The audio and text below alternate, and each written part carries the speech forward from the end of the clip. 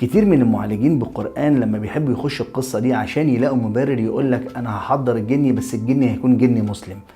فلما اتسأل العلماء عن الموضوع ده قال لك الموضوع ده حرام شرعا. وقالوا حرام شرعا ليه؟ عشان في بعض الامور هقولها. اول حاجه ان مفيش جني بيعالج انسي غير بمقابل، سواء بقى المعالج عارف ان ده بعلمه او عن طريق جهله. وانا هقول لكم ليه. عشان الجني ما بيعالجش المعالج الا بطريقتين. اول حاجه ان يساعده عن طريق التلبس في الناس اللي موجوده، وبعد كده بيهاجم الجن الصارع او يقول له على نوع مرض، المس او السحر او الحسد، وبيقول الكلام ده على لسان الشخص اللي هو تلبسه. وتاني نقطه معانا ان المعالج بيحضر الجن بكلمه بيتفق معاه عليها، وساعتها الجن بيلاقي مدخل يعرف يخش بيه في جسم المريض، وبيصارع الجن الموجود وبيخرجه اذا عرف يخرجه من جسمه. والطريقتين دول اساسا حرام. اول طريقه اتكلمنا عليها دي حرام عشان حرام تلبس الجن بالانس او تسمح له ان هو يخش جسم المريض. حتى لو الدجال اتفق مع المريض ان المريض يوافق ان الجن يخش جسمه بالرغم ان هو موافق، برضه حرام. هنا الجن بيضحك على الدجال، بيقول له ان الشخص اللي قدامه ده ملموس او ممسوس، وهو اساسا بيكون معمول له سحر. يعني الجن ما بيقولش الحقيقه. وثالث نقطه واهم نقطه فيهم ان الشخص اللي دخل فيه الجن هو معرض للمس على طول. وتاني طريقه برضه ما تنفعش. ليه؟ عشان ممكن الجن يقول ان هو مسلم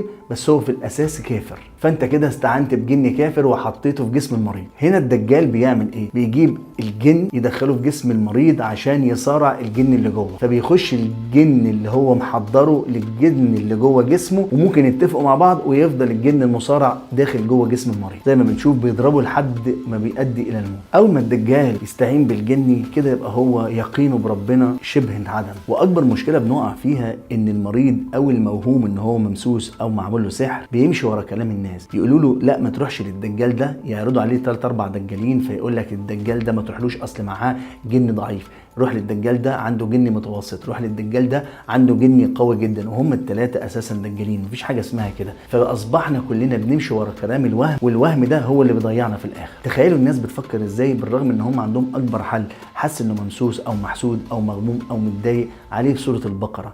فسورة البقرة بتشفي من كل الأمراض. تعالوا بقى أقول لكم إن الأسباب اللي بيحصل فيها المس الجن للإنسان. أول حاجة هنقولها هو عشق الجن للإنسية أو عشق الجنية للإنس. تعالوا بقى أقول لكم ملخص مس الجن للإنسان في الأمور اللي جاية. عشق الجن الإنسية أو عشق الجنية للإنس، أو الإنسان يرمي مية سخنة على الجن أو يقع من حتة عالية عليه. هنا ظلم الإنس بيجي إزاي للجني؟ إن بيمسه بدون سبب ولا يتسنى له ذلك إلا في حالة من حالات الأربعة اللي جاية: الغضب الشديد والخوف الشديد والغفلة الشديدة والانكباب على الشهوات. تعالوا بقى أقول لكم إزاي الجن بيخش جسم الإنسان وبيبقى موجود فين في الجسم. الجن هو عبارة عن ريح، وجسم الإنسان كله مسام مفتوحة، فعشان كده الجن يقدر يخش جسم الإنسان من أي مكان. ويقول ابن عباس من طرف اللهب، وان طرف اللهب ده هو الهواء الساخن الخارج من النار. ولما الجن بيخش جسم الانسان اول مكان بيروحه هو المخ، وطبيعي عن طريق المخ يقدر يتحكم في جسم الانسان في اي عضو من اعضائه. واثبتت الفحوص الطبيه ان مرضى الصرع لديهم ذبذبات غريبه ومستقره في المخ. ولما سالوا الدجال انه يسال الجن انه بيستقر فين في الجسم، فالجن رد للدجال وقال له